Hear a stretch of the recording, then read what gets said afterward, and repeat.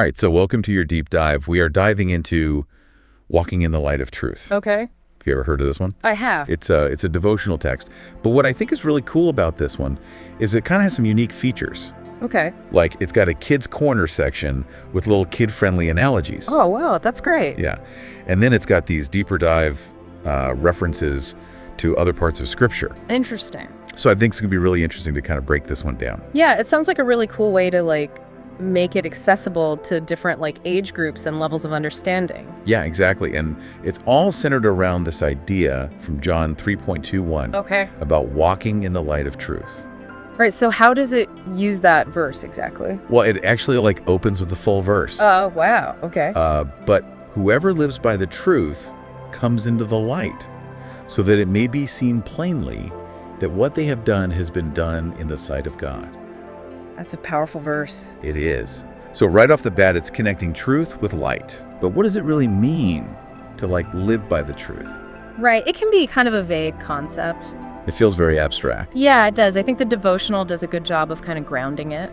Good. It talks about integrity, aligning your actions with what you believe is true. Oh, so it's about more than just telling the truth. Right. It's about this deeper consistency in our lives. So it's about your actions matching up with your beliefs. Exactly. And that can be tough, Yeah, right? way harder. Way harder than just avoiding the obviously bad stuff. Because sometimes you don't even realize that what you're doing is bad. Right. Or you might be doing something that's generally considered good, but your motivation behind it isn't quite right. Oh, that's a good point. Yeah. So it's really challenging us to look at our hearts and motivations. That actually makes me think about the kids' corner analogy. Okay.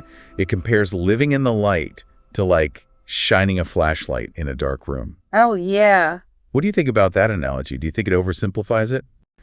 I think for kids, it's a really good starting point. Yeah, definitely. Because it gives them a visual. Yeah. But for adults, I think we need to go a little deeper. So how would you explain it to an adult?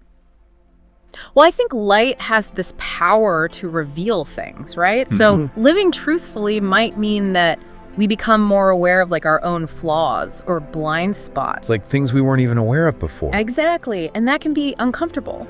Yeah. Nobody likes that feeling. No, but it's also a huge opportunity for growth. Facing those things head on. Exactly. Think about it. If you never turn on the light in a room, how would you ever know what needs to be cleaned up? It's true. Mm-hmm. But I think a lot of people get scared because they think the light is going to just expose all their flaws and make them feel judged. Oh, for sure. That's a really common fear. Especially when we're talking about truth in God. Yeah, but the devotional really emphasizes that this light is not about judgment or condemnation. So it's not about God shining a spotlight on us to point out everything we're doing wrong. Definitely not. It's more like God's love is this guiding light, helping us to see where we need to grow and heal. So it's more about guidance than punishment. Exactly. Almost like how the sun helps plants grow. Yes. It provides warmth and energy, but it also reveals what needs attention. Okay.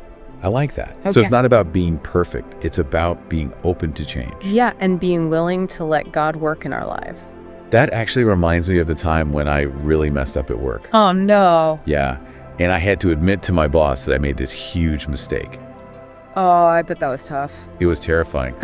But once I finally came clean and took responsibility, it's this huge weight lifted off my shoulders. I can imagine. And isn't that what the devotional talks about too? Yeah, it says that peace and freedom are natural outcomes of living in the light. Exactly. When we hide things or pretend everything's okay, we just carry around all this baggage. Yeah, it weighs you down. It really does. But when we bring things into the light, it frees us up. And it can also impact others too, right? Oh, absolutely.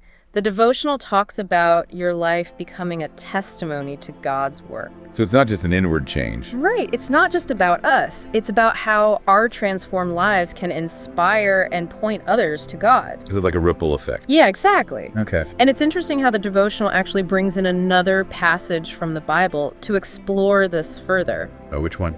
Ephesians 5:8 to 10. Okay. So what does that one say? Would you mind reading it for us? Yeah, sure. For you were once darkness, but now you are light in the Lord. Live as children of light, for the fruit of the light consists in all goodness, righteousness, and truth, and find out what pleases the Lord. I love that verse. It really builds on what we were talking about from John 3.21, with this contrast between darkness and light. And it talks about the fruit of the light. Righteousness. Righteousness. And truth. So it's like living in the light produces these positive qualities in our lives. Exactly. And it challenges us to consider what really pleases the Lord. Which is a good question to ask ourselves. Yeah, it's not just about following rules blindly. It's about understanding the heart of God. Exactly, and letting that guide our choices. This all makes me think about that image from the kids' corner again. The flashlight. Yeah, like the more people who are living truthfully and shining their light, the brighter the world becomes. It's a beautiful thought. And it kind of connects to those simple acts of kindness the kids' corner mentions. Like sharing toys and telling the truth and helping friends. It's like those things become reflections of this deeper commitment to living in the light. I like that. So this devotional is about way more than just honesty. Yeah, it's about this whole way of life where truth shapes our actions and transforms how we live. It's definitely challenging. It is, but it's also incredibly rewarding. Because ultimately it leads to peace and makes a positive difference in the world. Absolutely.